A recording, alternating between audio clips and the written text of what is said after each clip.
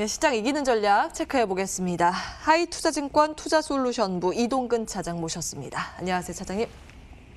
예, 시장이 예상보다 조금 잘 버텨주고 있습니다. 오늘 견조한 모습이긴 한데 외국인들도 사고 기관도 오늘은 모처럼 만에 또 들어오고 이 시장에 대한 진단부터 받고 시작을 하겠습니다.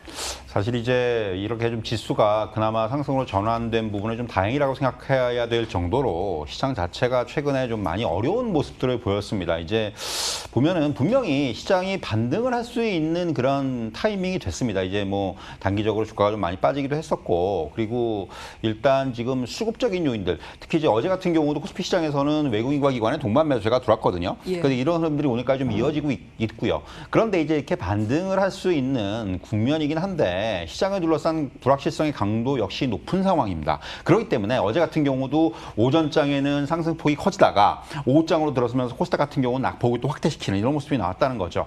결국 이게 최근에 하락 과정에서 가장 중요했던 부분이 역시 투자 심리의 약화라고 할 수가 있습니다. 이제 이게 어떻게 보면은 결국 이 약화된 투자 심리가 빨리 좀 회복되는 부분들이 가장 지금 시장에서 시급한 부분이다 이렇게 말씀드릴 수가 있겠고, 결국은 오늘처럼 이렇게 어제처럼 오늘처럼 지수의 경우에 반등 시도는 좀 이어질 수 있을 것으로 보여집니다만은 아직까지는 이런 그 반등은 낙폭과대 차원의 반등이다. 지금 보면 이제 워낙 많이 빠진 업종들 종목들 이런 쪽에서의 반등이 나타나면서 시장도 좀 반등을 해주는 이런 모습이 나타나기 때문에 당분간은 결국은 반등은 낙폭과대의 영역에서 반등으로 좀 제한될 수밖에 없지 않겠는가라는 말씀드릴 수가 있겠고요. 결국 지금 시장을 하락시킨 근본적인 원인들이라고 할 수 있는 미대선을 앞둔 뭐 정치적인 불확실성이라든가, 그리고 지금 어제도 또 이제 미국에서는 불거졌지만은 추가 부양책의 타결에 대한 얘기들 계속 뭐 불은 떼고 있는데 이게 뭐 결과가 제가 보기에는 대선 전까지 나오기 힘듭니다, 사실은. 그렇기 때문에 이런 것들에 대한 계속 실망감,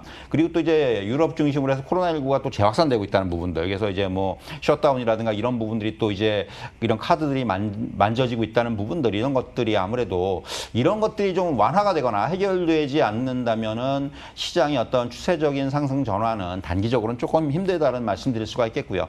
다만 이제 앞에서 말씀드렸다시피 지금 수급적인 부분에 있어서는 외국인이라든가 기관들의 수급은 이제는 어느 정도 매도보다는 매수 쪽으로 좀 이제 움직이고 있다는 부분들, 그리고 역시 이제 최근에 하락 과정에서도 외국인들은 크게 팔지 않았어요. 사실 이런 부분들, 그리고 이제 거리두기 단계를 완화시키면서 시장의 흐름이 어제 같은 경우 이제 극명하게 드러난 것이 뭐 이제 보시면은 뭐 유통주라든가 이런 것들이 이제 강세에 보였거든요. 이제 언택트 쪽에서 컨택트 쪽으로 종목들이 넘어오면서 이쪽들이 지금 부각이 될 수 있는 이런 시점이라는 거죠. 결국 이런 부분들은 주목을 할 필요가 있고, 결국 성장주 중심에서 성장주 일변도에서 가치주 쪽으로 어떤 포트폴리오 다변화를 가져올 수 있다는 부분은 상대적으로 이제 조금 지금 시장에서 좀 기대를 걸어볼 수 있는 이러한 시점이다, 이렇게 말씀드릴 수가 있을 것 같습니다. 예.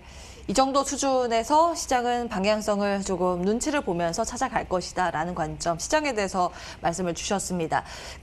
미리 이제 질문지로 보내지는 않았는데요. 제가 SK 하이닉스가 궁금해서 여쭤보려고 합니다. 이제 인텔의 낸드 플래시 인수키로 결정을 조금 전에 했거든요. 네, 그렇죠. 이게 미치는 파장은 어떻게 보시는지. 일단 오늘 반도체주가 전반적으로 굉장히 강하거든요.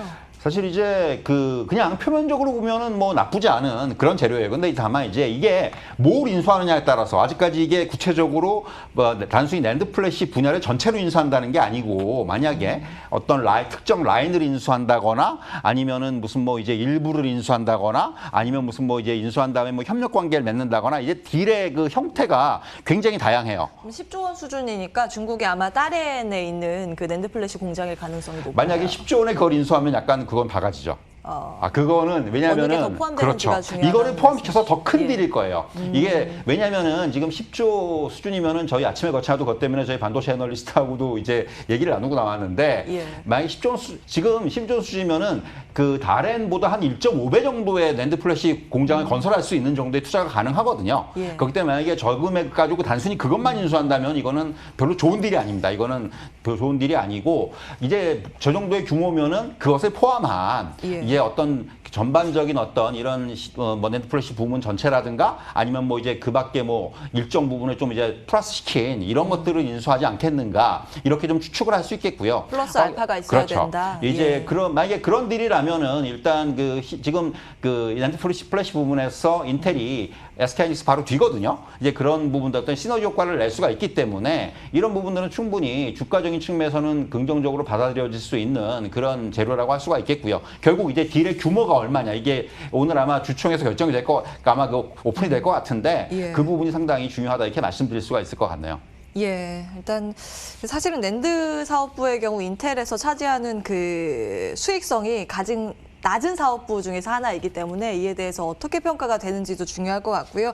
이후에 나오는 소식들 MTN을 통해서 확인을 해보시기 바라겠습니다. 일단 지켜봐야 된다. SK 하이닉스 찍고요.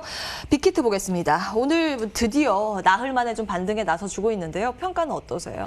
사실 이제 빅히트 같은 경우는 참 어떻게 보면은 시장 상황도 별로 안 좋았고 상장할 때 하필이면 좀 주식이 좀 조정을 받는 시점이었고 그리고 계속해서 상장할 때부터 이 밸류에이션에 대한 논란들이 좀 불거졌었는데 그것이 결국 좀 이제 빠르게 좀 시장에서 이제 터지면서 주가가 상장 이후에 제대로 좀 반응을 보이지 못한 이런 흐름이고요. 여기 이제 수급적인 부분들 뭐 이제 보면은 뭐 기타 법인이라든가 사모펀드라든가 외국인이라든가 이런 쪽에서의 매도세가 또 집중이 되면서 지금 좀 이게 복합적인 원인으로 좀 하락을 했다 이렇게 말씀드릴 수가 있겠습니다. 결국 이제 여전히 이 미래 성장성이라든가 그리고 자체 플랫폼인 위버스에 대한 경쟁력이라든가 이런 부분에 대한 기대치는 있어요. 여기 뭐 그런 부분들이 있는데 그럼에도 불구하고 이제 지나치게 BTS에 대한 의존도가 높다. 그리고 이제 종목을 둘러싼 투자 심리가 좀 악화돼 있다. 이런 부분들을 좀 빨리 해소해야 되는 상황이라고 볼 수가 있겠고요. 앞에서 말씀드린 대로 수급적으로는 조금 이제 나올 물량들이 웬만큼 정리가 됐기 때문에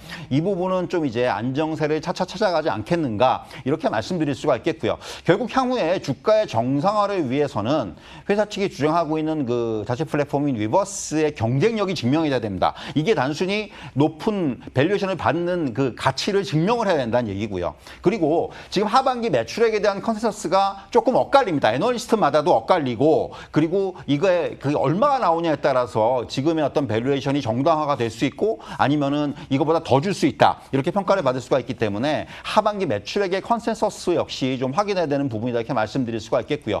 결국 지금 BTS에 편중돼 있는 매출 구조의 타개를 위해서 4분기에는 이제 뭐 세븐틴이라든가 투마로우 바이 투게더라든가 그리고 뭐 뉴이스트라든가 여자친구 같은 지금 가지고 있는 아마 아티스트들 앨범들이 4분기까지 다 나올 거예요. 잘 알고 계시네요. 이 부분에 대해서 이게 어느 정도나 주가에 좀 긍정적으로 반영할 수 있는지 지금 이제 일단 세븐틴 같은 경우는 지금 앨범 한 110만 장까지 지금 선판매가 되는 상황이기 때문에 이런 부분들은 긍정적으로 좀 볼 수 있는 그런 재료로 갈 수가 있겠고요. 결국 이렇게 어떤 BTS 이외의 아티스트들의 영향력이 조금 더 확대돼야지만이 어떤 주가의 어떤 그 모멘텀으로 작용할 수 있다 이렇게 말씀드릴 수가 있겠고요. 단순히 주가적인 측면에서만 본다면은 일단 지금 바닥이 어딘지 하락이 어디 이제 바닥을 좀 다지는 국면이 일단 먼저 선행이 되어야 될 것이고 그 이후에 좀 중장기적인 접근이 필요하지 않겠는가 이렇게 말씀드릴 수 있을 것 같습니다. 예.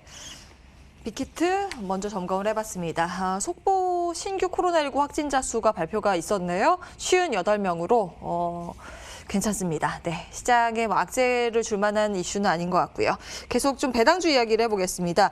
역시 뭐 찬바람 불면 주식시장에서는 배당주에 대한 이야기가 나오고 있고 어제부터 주가는 반응을 보이기 시작했는데요. 어떻게 보세요? 사실 이제 올해는 어떻게 보면은 이제 코로나19 이후에 장이 상대적으로 굉장히 강하게 올라왔지 않습니까? 그러면서 사실 이렇게 장이 강한 장에서는 배당주에 대한 관심이 적을 수밖에 없어요. 다른 종목을 사서 수익을 낼 수 있는데 굳이 배당을 받기 위해서 배당주를 살 필요가 없다는 그런 심리들이 굉장히 강했었는데 이게 이제 연초 대비해서 코스피 지수가 한 7.4% 상승을 한 반면에 코스피의 고배당 지수는 10% 하락을 했습니다. 이것만 봐도 알 수 있는 거죠. 배당주에 대한 관심이 없었구나 하는 거 알 수 있겠는데 최근에 시장 분위기가 좀 바뀌고 성장주 일변도의 흐름이 가치주로 이동이 되는 이런 모습이 나타나면서 배당주에 대한 관심이 좀 제고가 되고 있다고 말씀드릴 수가 있겠고 특히 미국의 정치적인 불확실성이나 이런 부분들이 시장의 조정으로 연결이 되면서 방어적인 성격을 가진 배당주가 주목을 받는 국면이 연출되고 있습니다. 무엇보다도 지금 배당주가 이제 어제 같은 경우도 좀 이제 관심을 많이 받고 특히 은행주 같은 경우가 이제 올라오면서 배당에 대한 관심이 높아지고 있는데 지금 12개월 코스피 선행 배당 수익률하고 3년 만기 국고채 금리 스프레드가 1.4%입니다. 이게 2010년 이후에 역대 최고치 수준이죠. 이것만 놓고 보더라도 배당에 대한 이게 어떤 메리트가 분명히 있다고 말씀드릴 수가 있겠고 최근에 이제 가치주 중심으로 해서 실적 전망치의 상향 조정이 이루어지면서 성장주와의 실적 격차가 축소되고 있다는 점도 가치주 성격이 강한 배당주에는 긍정적인 요인이다. 그래서 지금 상황에서는 사실 뭐 배당주에 관심이 늘어날 수밖에 없는 그런 어떤 국면이고 배당주에 대해서는 계속해서 연말 그 배당 시기까지는 조금은 좀 시장의 중심에서 움직이지 않겠는가 이렇게 말씀드릴 수 있을 것 같네요. 예. 자, 배당주에 대한 부분까지 체크를 해봤습니다. 하이투자증권 투자솔루션부 이동근 차장과 함께했습니다. 오늘 말씀 고맙습니다. 네, 출발마켓온 후반부 오늘 준비된 순서는 여기까지입니다. 양 지수는 조금 더 힘을 내주고요. 오늘은 아무래도 이 삼성전자 쪽에 관심이 집중되면서 지수상으로는 코스피의 탄력도가 더해지고 있는 상황입니다. 외국인들 현선물 양시장에서 여전히 사자로 대응을 하고 있는데요. 수급의 변화가 있는지 장중 내내 체크하시면서 대응 전략 세우셔야겠습니다. 여기서 인사드릴게요. 오늘도 함께해 주신 여러분 고맙습니다.